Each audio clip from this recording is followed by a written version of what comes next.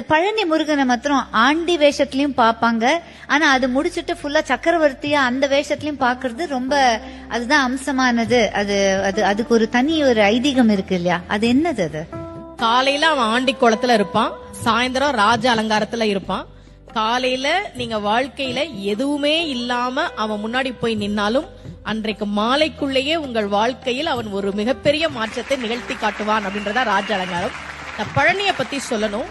தமிழ்நாட்டுல முதல்ல ஒரு கோவில்ல தங்கத்தேர் வந்ததுன்னா அது பழனில தான்.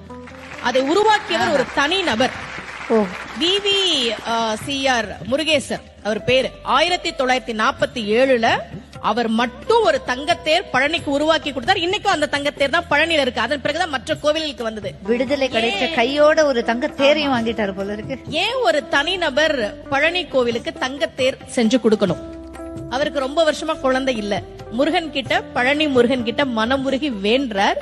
இரட்டை ஆண் குழந்தை பிறந்ததால் நன்றி கடனாக அதை கொடுத்தார். அப்போ முருகன் கிட்ட நாம ஒரு விஷயம் கேட்டா கேட்டதை விட அதிகமாக கொடுக்கக்கூடியவன் முருகன் அப்படின்றது நமக்கு தெரியுது.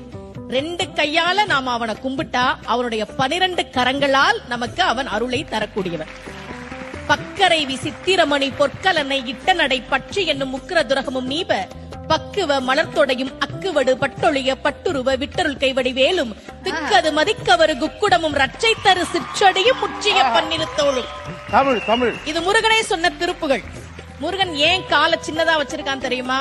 நாமெல்லாம் புடிச்சுக்கிறதுக்கு வசதியா சின்னதா வச்சுக்கிறான். அந்த சின்ன காலை நம்ம புடிச்சுக்கிட்டா பெரிய கையால இந்தா வச்சுக்கோ என்று கொடுக்கக்கூடியவன் தான் முருக பெருமான். இந்த பழனி